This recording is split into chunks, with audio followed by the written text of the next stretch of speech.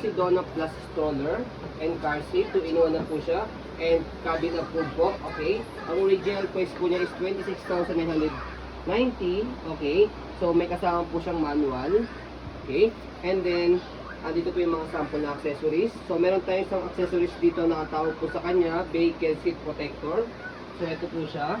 Ang use po niya is nakapatong po siya sa upuan po ng sasakyan para po pagka nilagay na po ito as car seat, hindi na po siya, hindi po nadudumihan yung upuan po ng sasakyan po.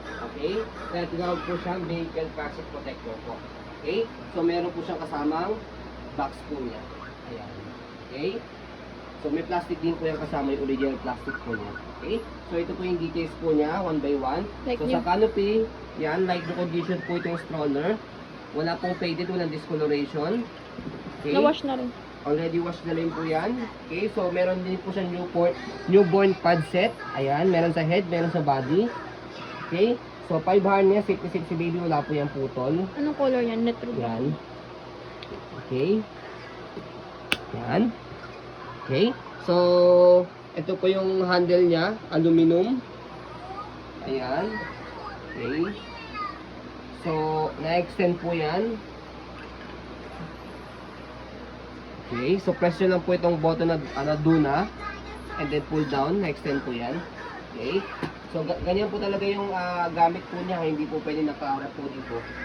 Okay, so yan, after po nyan, sa gulong natin, okay na okay po siya, hindi po yung pudpod, like no condition po talaga, as you can see, yung mga linings. Okay, so stopper, color red, pull down nyo lang po siya, stop. Okay, color green, go. Okay, so body gulong sa kabilang side. Okay, and then yung body frame po niya, ayan, sa kabilang side, ayan, kitang-kita nyo naman po, ganda pa ng condition niya. Okay, so ito po yung instruction niya, installation, kung paano po ilagay po sa car. Yung Okay, design muna. ayan, Yung so design. may design siya rito, ayan. Hindi po siya, hindi yan faded Ganyan talaga yung design. Walang pong faded dyan, wala pong discoloration. Okay, like the condition po yan. Okay, so body frame sa kabilang side. Ayan. So may manual naman po yan para makita po ninyo kung paano po siya i-install sa car po. Okay, gulong sa harapan. Ayan, okay na okay din po siya. Like the condition din po. Yung Ayan. sticker na hindi siya expired. So until 2027 po ito. So, inform lang po sa inyo, may mga expiration po yung mga car seat. Ayan. May sticker siya, ibig sabihin, certified po siya. Ayan. Ano, used in motor vehicles and aircraft. So, cabin approved po talaga siya. Nasa ilalim ata. Okay. So, mapakita po namin sa inyo later kapag pinold na po natin. Okay, sa pag-fold po sa kanya, ito, may pinapress dito kulay pula. Okay, mamaya pipinutin natin yan. Pero before that, okay, ganyan mo muna yung handle, tapos may button dito para i-adjust. Okay, Pwede siyang carry. so pwede siyang ganyan kung gusto niyo po. Okay, so sa pag-fold sa kanya, baba niyo na po muna yung canopy. Tapos ito, pakita lang po muna sa amin sa inyo kung paano siya may fold.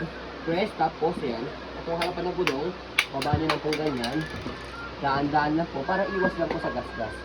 So, ganyan po siya kapag naka-manual locker. Carrier also. Okay, carrier also pagkaganyan. Yun nga lang, syempre may kabigatan po. Ayan. So, lapatin lang po yung canopy niya. Ayan, ganyan po siya kapag manual locker. And kapag naka-fold, ganyan lang din po, adjust lang po ito. Ganyan lang po, okay?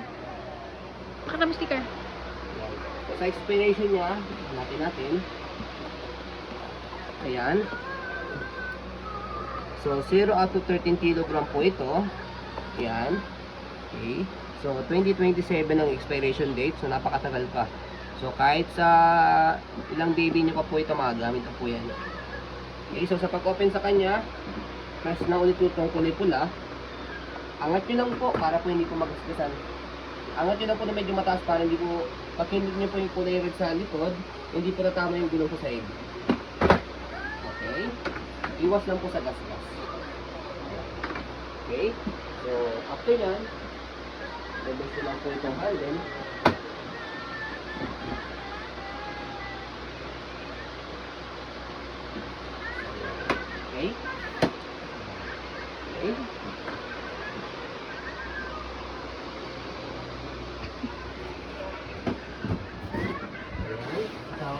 ano.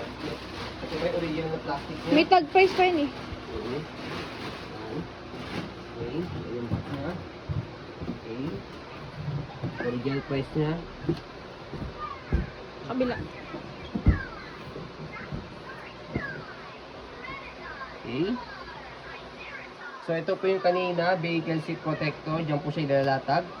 Okay, para hindi po madumihan po yung car seat po ninyo. I mean yung upuan po ninyo na sasakyan. Okay. So ayun po, as you can see, very details po kami mag-video. Kasi ang shop policy po namin, no refund, no exchange. What you see is what you get po. So ayun po, maraming salamat. Have a nice day and God bless po.